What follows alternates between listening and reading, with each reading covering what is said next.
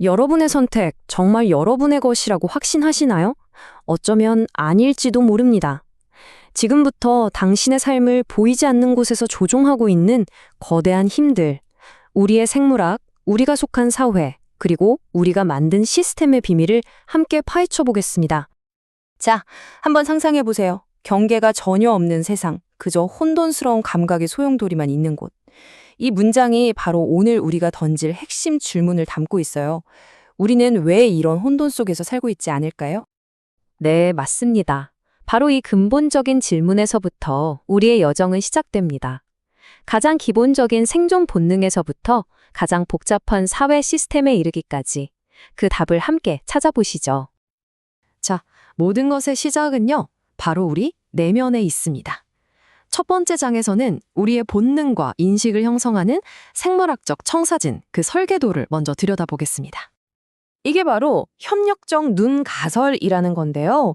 대부분의 영장류와는 다르게 우리 인간의 눈은 흰자위, 그러니까 공막이 밖으로 드러나도록 진화했어요. 왜 이게 중요하냐고요? 덕분에 우리는 서로의 시선이 어딜 향하는지 아주 쉽게 알 수 있게 됐죠.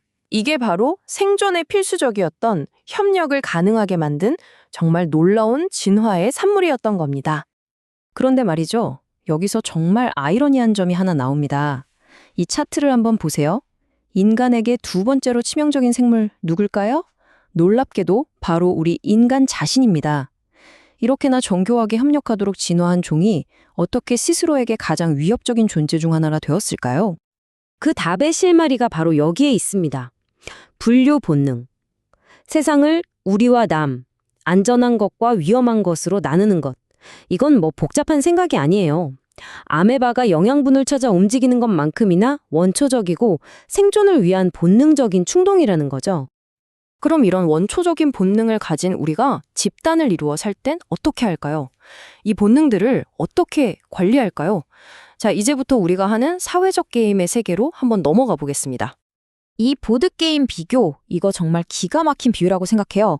각기 다른 문화가 갈등이나 전략, 그리고 사회적 질서라는 걸 어떻게 바라보는지, 그걸 해결하기 위해 어떤 독특한 규칙 시스템, 즉 게임의 룰을 만들어내는지를 정말 명확하게 보여주거든요. 그리고 이 게임은 특히 디지털 세상에서 아주 극적으로 펼쳐지고 있습니다. 바로 감정 경제라고 불리는 시스템 속에서요. 우리의 감정이나 정체성 자체가 좋아요나 팔로워 같은 숫자로 교환되는 거대한 시장이 열린 거죠. 이게 바로 이 새로운 사회적 게임이 가진 어쩌면 좀 무서운 잠재력입니다. 우리를 완벽하게 이해하고 연결해주기 위해 설계된 기술이 역설적으로 인간이 성장하는데 꼭 필요한 마찰과 갈등의 기회를 없애버릴 수 있다는 경고인 셈이죠. 자, 그럼 한 단계 더 나아가 볼까요? 우리가 만든 도구나 시스템이 우리 자신보다 더 거대해진다면 그때는 무슨 일이 벌어질까요? 이제 우리를 형성하는 거대한 시스템의 세계로 들어가 보겠습니다. 이 전도, 그러니까 모든 게 뒤집히는 개념을 기억해 주세요. 시작은 아주 단순했습니다. 처음엔 인간이 생존하고 편해지려고 도구를 만들었죠.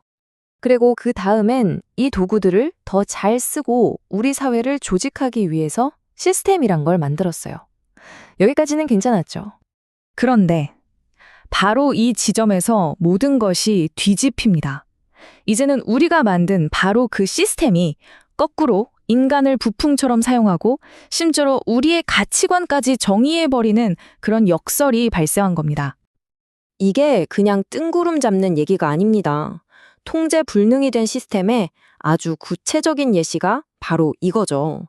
환경 파괴가 사회 불평등을 낳고 붕괴된 사회는 다시 환경 문제를 해결할 동력을 잃어버리고 결국엔 더 심각한 환경 파괴로 이어지는 이 악순환의 고리 말입니다. 그리고 이 악순환의 고리는 결국 이렇게 차가운 숫자로 우리 앞에 나타납니다. 0.72. 네, 이게 바로 2023년 대한민국의 합계 출산율입니다. 사상 최저치죠. 거대한 사회적, 경제적 압박이 만들어낸 정말 극단적인 결과라고 할 수 있습니다. 여기 또 다른 시스템적인 위험이 있습니다. 빈곤이나 정의 같은 정말 복잡하고 여러 가치가 얽혀 있는 정치적인 문제들을요, 그냥 AI가 풀 수 있는 기술적인 최적화 문제로 봐버리는 거예요. 그렇게 되면 어떻게 될까요? 그 안에 담긴 인간적인 가치들은 그냥 증말해버릴 위험이 있는 거죠. 자, 지금까지 생물학, 사회, 그리고 거대한 시스템까지 정말 많은 이야기를 했는데요. 이제 모든 걸 하나로 모아볼 시간입니다. 이렇게 강력한 힘들이 우리 주변에서 작동하고 있다면 과연 우리 개인에게는 얼마만큼의 통제력이 남아있는 걸까요? 이건 사실 아주 오래된 논쟁입니다.